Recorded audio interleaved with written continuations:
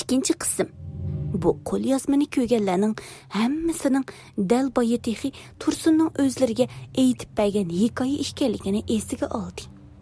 Ammo Turg'un nima uchun Tursunning o'lim tahdidiga uchraydiganligini bilib turibmi, o'zlariga bu hikoyani aytib berdiganligini, ya'ni kelib Tursun aytgan hikoyadagi personajning dal o'zi bo'lib qoldiganligini, shundaqla Tursunning jon taslim qildiganligini o'ylab, hech aqliga sig'dirolmaydi. Bu kecha mana mushundoq so'g'uq va qo'rqinch ichida jimjitli tongga ulashdi.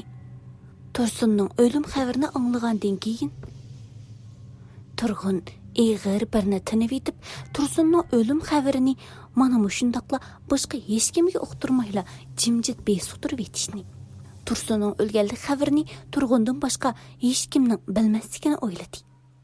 Turg'unmi o'sha kundagi ko'rganlarini va Tursunning qo'lidagi qo'l yozmani ko'ngildagi eng yoshirin joylarga va uydagi o'zi eng maxfiy topilgan yerga qo'yib qo'ydi.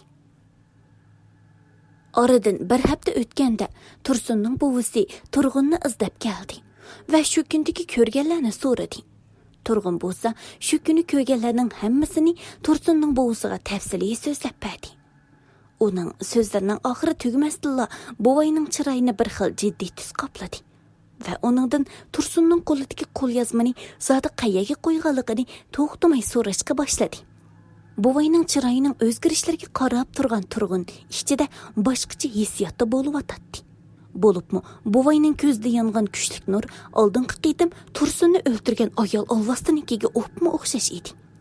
Oldidagi buvay bo'lsa, Turg'unning so'ziga fursatma bermasdan qo'l yozmani qayerga qo'yding, yozma qayerda degunicha shu birla so'zni to'xtamay takrorlab o'tadi.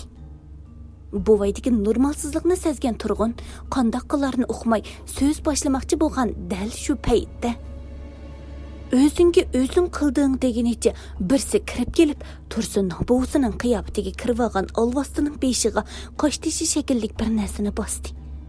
Olvasti bo'lsa chiyqirg'inicha tutunga aylanib g'oyib bo'ldi. Turg'un bo'lsa ko'z oldida yuz berayotgan bu ishlarni ko'rib hech nimani uqmagan holatda tengirqab, boyqa olvastini qochirib etgan odamga qaradi. To'g'ri, xatosi yo'q. Bu qitimqisi dal Tursunning buvisi edi. Tursunning buvisi Turg'unga qarab, "Qo'rqmagan bolam, elimi yaxshi. Sen qo'l yozmading qayerda ekanligini uning aytib bermading. Navoda aytib qo'ygan bo'lsang bog'u, u chaqda ish texma chatoq terayma. Men sana bu ishlarning asli sababini aytib beray, bolam. Tursunning qo'lidagi qo'l yozmani hammamizga ma'lumlik bo'lgan. Teklimakonga joylashgan oltin o'rdaning sirlari yoshirilgan qo'l yozma. Kichkimizdan Teklimakonning asli Teklimakon bo'lganligi uchun Teklimakon deb atalganligini ota-bobolarimizdan anglab turardik. Albatta, Teklimakonning barliq sirlarini bilishga qiziqardik. Lekin mushkamgacha bog'u hech qaysimiz uning haqiqiy siriga yetamadik. Balkim Tursunning ta'li o'ndan kamigan bo'lishi kerak. Qo'lyozma kimning qo'li o'ssa, dil shu hayotidan ayrildi ekan. Yozma odatdagi qo'lyozma emas, Teklimakonga oltin Teklimakonning oltin o'rnining xaridasi ekan bu.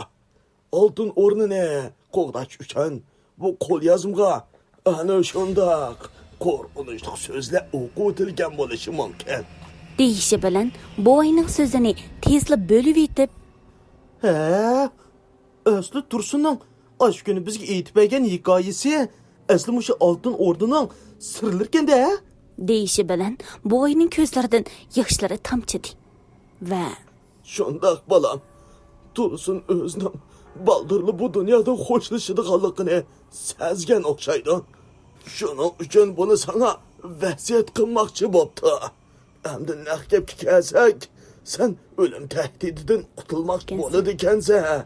Sen cho'qim bu qo'l yozmani o'sha oltin o'rdiq opirib, g'ojisining asli turishlik joyiga qo'yib qo'ygandilar.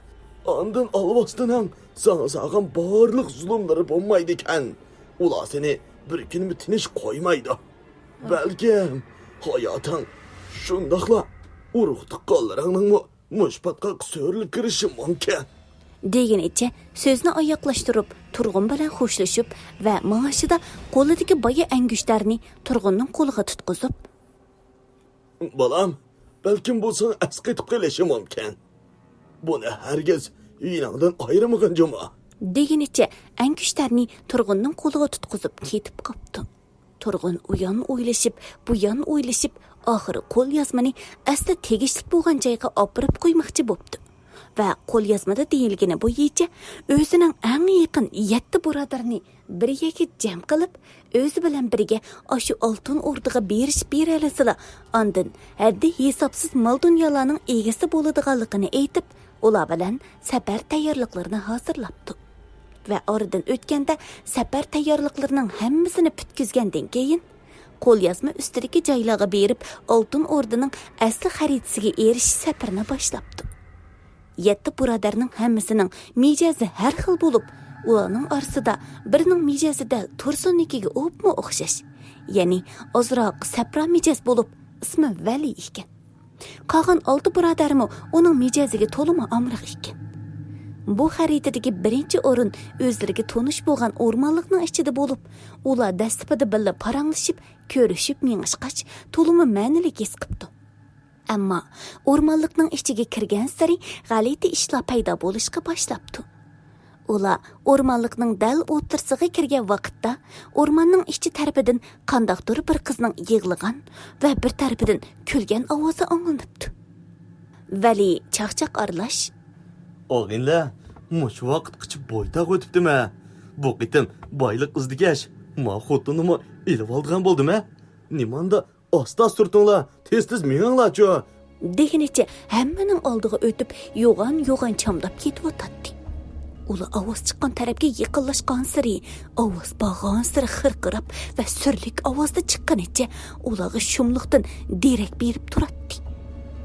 Xaritadagi o'ringa 200 metrcha orliq qolgan dal shu paytda dövi iskeletlar ular tarafga qarab qo'llarini so'zganicha kelishga boshladi.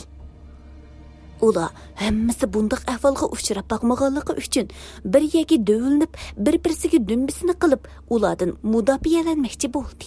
Iskeletlar bo'lsa, ular tarafga asta-asta yaqinlashganicha to'satdan ko'zdan g'oyib bo'ldi. Ular dastlab paydo bo'lgan yerdan bo'lsa, birinchi yer xaritasi bayqaldi. Xaritaning ustiga yozilgan xat bo'lsa, ittifoqlik o'yiltash misolidir degan xat bor ekan. Ularning hammasi mushundaq tezla bu qitimliq o'tkaldan o'tib og'iniga xo'sh bo'lib turganida Vali Mao divela podshohi xeyli katta yozuvchi o'xshaydi, ha? Boshlang'ich maktabdagi cheg'imdilar to'la o'qiydi, bas. deyishi orni birdilla kulki qopladi.